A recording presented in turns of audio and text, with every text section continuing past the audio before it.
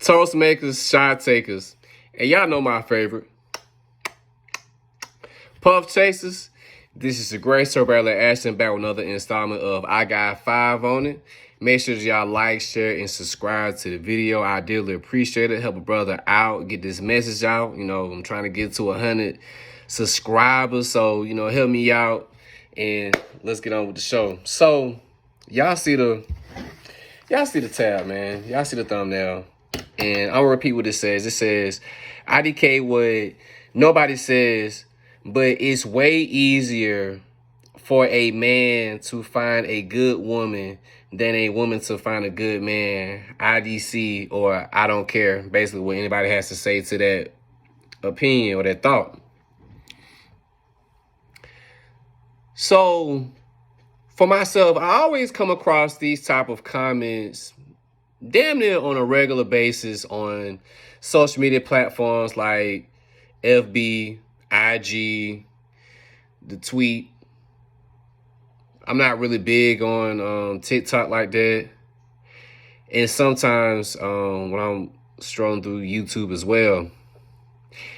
And I'll see this whether it's somebody that I know personally or somebody who may have followed me through a particular group that I was a part of or other endeavors that I've been a part of, and we just happen to follow each other.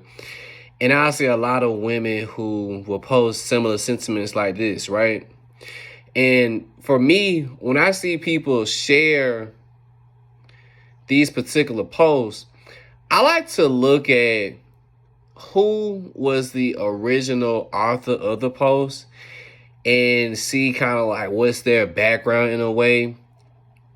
Because if you really often notice, a lot of times these women who will make these type of posts like this that's being displayed on the thumbnail are women who typically don't really have a good relationship history with men, women who have been proverbial side chicks, women who a lot of men would probably describe as being very masculine, recalcitrant, disobedient, rebellious, women who are just not suitable for the position of, at the very least, a girlfriend at best.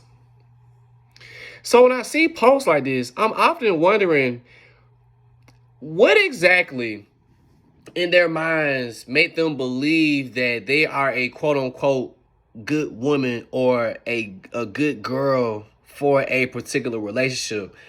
What in their mind they're saying, okay, I have these attributes that will make me the suitable mate in a man's life to be his other half, to be his girlfriend, to be his potential fiance, to be his wife, to at some point in the future be the mother of his kids. I'm often asking myself, what is the logic and rationale that comes to some of these women who come with this rhetoric, right? And what I've noticed is a lot of times women will mention things that has nothing to do with being a good woman, but just things that you're supposed to do in general when it comes to being a functioning adult. Like, you'll hear women say things like, oh, I have a good job. I have a good paying job. I have a job that pays me in the ballpark of $65,000, $70,000, $80,000 annually. Now, shout out to you. You're in a rarefied area amongst Americans in general if you are making that amount of money. But at the end of the day, that's just being a functioning adult. Being able to take care of yourself in the 21st century, in the year 2022, that's just being a functioning adult. That doesn't necessarily make you a good person because you can get out of bed every day and clock into an office for 89 hours at a time and collect a paycheck after 2 weeks. That's just what you're supposed to do as an adult. You also hear them say, I take care of myself. Well, baby, if you're not in a relationship, if you're not in a situation where you have a man that's there to help out with the bills, if not pay all of the bills or majority of the bills, then yes, you are in a position where as a functioning adult, You had to take care of yourself. That's not nothing to brag on. That's what you're supposed to do. You're supposed to be out here to take care of yourself, especially if you're an able-bodied individual that can get up and make money. You're supposed to be able to do that. I pay my own bills. Again, that is the responsibility of a functioning adult in 2022. That is nothing to brag on as an adult. Because I guarantee you, if a man get out here and say these exact same things, folks gonna look at you crazy as hell. Like, they gonna look at you very Martin Lutherly. Like, bruh, duh, that's what you're supposed to be doing. You're supposed to be taking care of yourself. You are a man. But it seems as though because they are of the double X variety, that they believe that that should be something that should be glorified and praised. But it's just one of those things that you have to do now as a functioning adult, especially with the continuation of feminism, living in this gynocratic society, trying to make men and women equal, which we know that equality is a farce. That has been statistically proven. When you just look at, just jobs, when you look at crime sentences, when you look at the family court system, equality does not exist. I don't care who disagree with that. This is proven through the black and white. I with your mama, not me. And one of the things that also kind of bothers me too is women will say the things that they consider themselves to be good as far as their opinions are concerned. But these women hardly ever ask men, gentlemen, what do y'all exactly consider a good woman?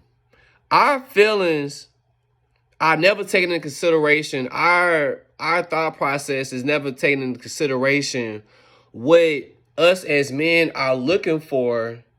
If you are looking for a relationship, because, I feel like for most of us, we're not going to have functional relationships. Once you hit about, because I'm in my early 30s now, I say once you hit about like 35, man, if you're not in a functional relationship by then, most of us are not going to be in a long-term relationship.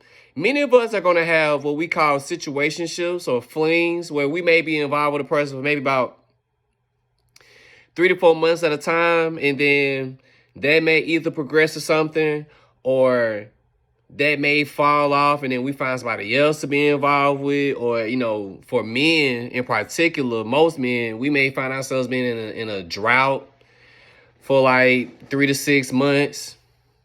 So the whole idea of relationships for a lot of people as we age and advance through time, and then especially marriage, oh my God, like, you may as well cancel Christmas on that, man.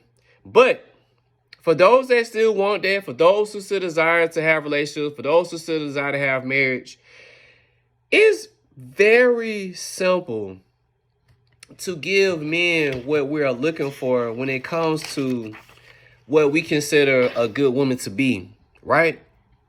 It's not really hard satisfying men. But it really just depends on whether women are really willing to give men what they're looking for when it comes to the quote-unquote good woman. First of all, are you feminine?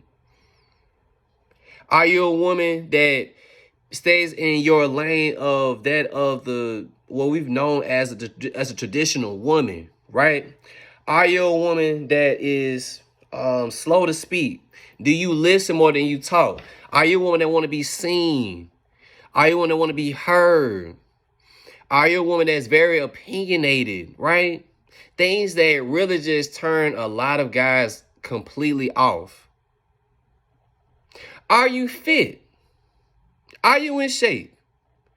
Do you try to operate from the body mass index chart? Do you work out on a consistent basis? Do you watch what you put into your body? Do you watch your caloric intake? Do you fast? Are you a person that considers themselves to be a foodie? Are you a person that you would rather drink teas to lose weight rather than buy a gym membership on a monthly basis to make sure that your body's in tip-top shape? Are you bigger than the men who are pursuing you in relationships? Because you can't negotiate attraction. I'm sorry. All this virtual selling we do for plus size women, bro, it's ridiculous. Men, we like what we like. And for the majority of men, we like women who are smaller than us. It is what it is. It's natural selection. Take it up with God, not me. Are you friendly? Are you a woman that's constantly on B mode? Are you a biscuit eating bulldog? Are you someone who is unpleasant to be around? Are you a person that someone gotta always want in the back of their mind, like, man, I hope old girl don't go out today, cause I really ain't trying to deal with her attitude. Are you one of those people that is a wild card? They don't know what to expect from you. Are you one of those individuals? Are you cooperative? Can you listen? Can you follow the lead of a man? Now, I'm not telling you just to follow anybody, but at the same time, are you going to be an individual that's going to always put up a fight when a man makes a suggestion? Especially when you don't have one to make up for yourself. Are you someone who can be submissive? Are you somebody that can be teachable? Are you someone that's non-domineering, that's not bossy? Someone who would rather be in a subservient position where you are more so taking the lead and always trying to give the lead? Do you practice a high level of chastity? Are you out here trying to be in every man's face? Are you trying to be in the streets? Are you trying to out here sport F like the fellas? Are you one of those women, when it comes to the conversation of body count, you make excuses saying, well, if men can do it, why women can't? When there's countless upon countless articles, books, documentaries that enlist why women having an exorbitant body count is not good overall for women as it is men. Can you practice those things? Can that be a part of your being, right? So unless you can practice those things, and I'm pretty sure there are men that have other qualifiers that either make or break you being a good woman. If you don't have those things, you can't really consider yourself to be a good woman. Because at the end of the day, men, whether women like it or not, are the gatekeepers of relationships and marriages. We determine who is a good woman and who's not the women. I know y'all may not like that, but baby, that's just my 5 cents.